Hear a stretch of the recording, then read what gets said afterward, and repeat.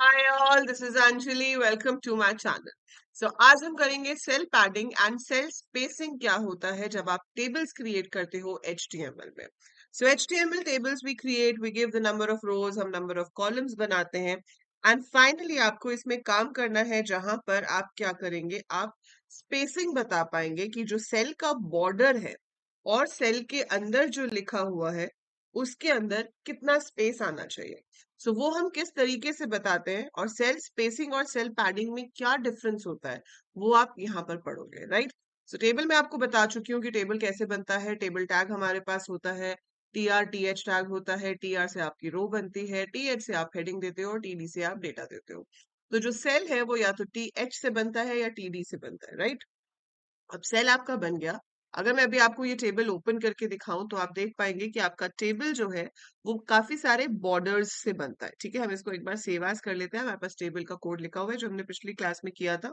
We have all our files in web dev folder. मैंने इसका नाम दे दिया spacing table dot HTML and I save it. मैंने इसको कर दिया save. Now I am going to open documents और डॉक्यूमेंट्स के अंदर मुझे ओपन करना है अपना वेब डेव नाम का फोल्डर। We will open that. ये रहा। और इसके अंदर जो मैंने अभी फाइल बनाई है that is with the name S. तो स्पेसिंग करके हमारे पास वो आएगा। Let's scroll down, this is the one. Right click over here और यहाँ से आप इसको ओपन विद से अपना जो भी ब्राउजर जिसमें आप ओपन करना चाहते हो ओपन करके देख सकते हो। अब ये जो आपको दिखाई दे रहा है टेबल, अगर आप इसको ध्यान से देखो तो एक हमारे पास आउटसाइड बॉर्डर होता है, ठीक है। और उसके अंदर ये जितने भी सेल्स हैं हर बॉक्स के अराउंड एक बॉर्डर है।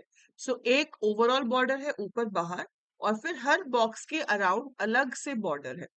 अब सेल पैडिंग और सेल स्पेसिंग में क्या डिफरेंस है। सेल स्पेसिंग होता है दो सेल्स के बीच का स्पेस। जैसे कि मेरे पास एक बॉक्स है जिसमें आपके पास एडमिशन नंबर दिया हुआ है 101, फिर यहाँ पर नाम दिया हुआ है। आप चाहते हो कि इस बॉक्स और इस बॉक्स के बीच में यहाँ जहां इनके बॉर्डर्स जुड़ रहे हैं यहाँ पर स्पेस इंक्रीज हो। ये जहां पर दोनों बॉर्डर्स ज्वाइन होते हैं वो स्पेस आपको चेंज करना है। तो आप ये एट्रीब्यूट कहाँ पे देते हैं, टेबल टैग के साथ। तो टेबल टैग में हमने और एट्रीब्यूट्स दिए हुए हैं, जैसे बॉर्डर दिया है, लाइन दिया है, विड्थ दिया है।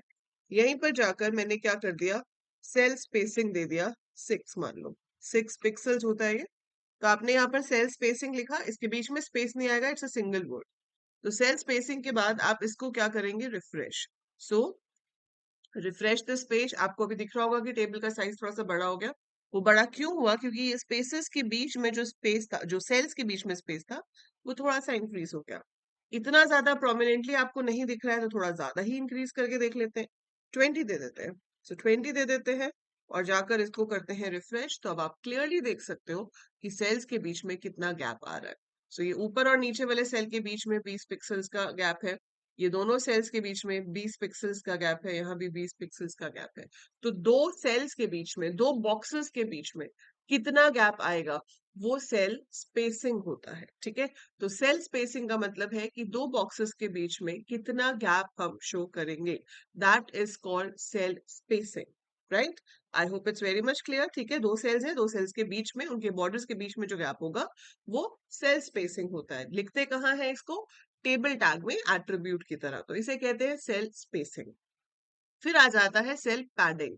अब सेल पैडिंग क्या होता है, सेल पैडिंग होता है कि भाई ये जो बॉर्डर है इसका और उसके अंदर जो कंटेंट है, जो टेक्स्ट आपने लिखा हुआ है, तो बॉर्डर और टेक्स्ट के बीच में मिनिमम कितना स्पेस होना चाहिए। कितना गैप होना चाहिए between the text and the border, उसे कहा जाता है सेल पैडिंग। अभी जैसे देख रहे हो कि जो डेटा है वो नॉर्मली लेफ्ट अलाइंड होता है, हेडिंग्स तो सेंटर में है, ठीक है, पर जो डेटा है इट इज लेफ्ट अलाइन, तो वो लेफ्ट वाले बॉर्डर के बिल्कुल साथ में लगा हुआ, ठीक है। पर मैं यहाँ पर क्या दूंगी, सेल पैडिंग दूंगी। और सेल पैडिंग आप किसी एक साइड से नहीं देते, सेल पैडिंग चारों डायरेक्शन से होती है, left right top bottom. It will make sure कि सेल के चारों तरफ जो बॉर्डर है उसमें इतना गैप होना चाहिए, टेक्स्ट और बॉर्डर में। मैंने लिख दिया cell padding is equal to 10 and then I am gonna refresh this. अब आप देख रहे हो कि ये जो 67 है या जो नाम है ये थोड़ा सा बॉर्डर से आगे हो गया है। है ना। सिर्फ बॉर्डर से आगे नहीं हो गया, वो ऊपर वाले बॉर्डर से भी नीचे हो गया है, नीचे वाले बॉर्डर से उतना ऊंचा हो गया, इधर तो खैर खाली था पीछे। सो ये जो सेल पैडिंग का गैप है ये चारों साइड्स पे आता है। So left, centre, right, bottom, all sides. तो जहां पे भी आपके पास बॉर्डर है, बॉर्डर और कंटेंट के बीच में मिनिमम इतना गैप होगा जो आप सेल पैडिंग में लिख रहे हैं। तो आप जो भी सेल पैडिंग में दोगे उतना गैप आएगा ही आएगा। आप और ज्यादा कर दोगे तो और ज्यादा गैप हो जाएगा। So that is up to you, if you want to change तो आप चेंज कर सकते हो। बाकी डिफॉल्ट तो इतना गैप होता नहीं है, ठीक है। But if you want to increase तो आप देख लो कि सिर्फ हॉरिजॉन्टली नहीं इंक्रीज होता है, ये वर्टिकली भी बढ़ जाता है, क्योंकि टॉप बॉटम से भी आपका गैप उतना ही होना चाहिए। So that's how we use cell spacing and cell padding with table tag. एक और छोटा सा टैग है जो टेबल के साथ यूज होता है, that is to give heading to the table.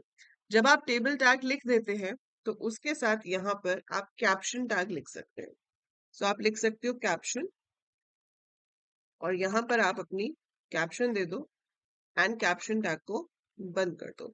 सो वैसे तो हम टेबल की हेडिंग हेडिंग टैग से भी दे सकते हैं, पर ये सिर्फ लॉजिकली शो करने के लिए है कि भाई ये टेबल की हेडिंग जो है वो ये है। सो ये हेडिंग टेबल के यहाँ टॉप पे आ जाएगी and it is logically the caption of the table, जिसे हम कैप्शन टैग भी कहते हैं। So that's how we use cell spacing and cell padding on tables. I hope आपको समझ आया होगा कि क्या होता है, कैसे यूज करते हैं। बाकी आप यूज अपने रिक्वायरमेंट के हिसाब से करोगे, बट पर्पस आपको क्लियर होना चाहिए। एंड अगर वो पर्पस समझ में आया है तो भाई वीडियो को लाइक जरूर करके जाना। So do like the video, share it with your friends and subscribe the channel if you haven't subscribed yet. That's it for this video. I'll see you in the next one. Take care.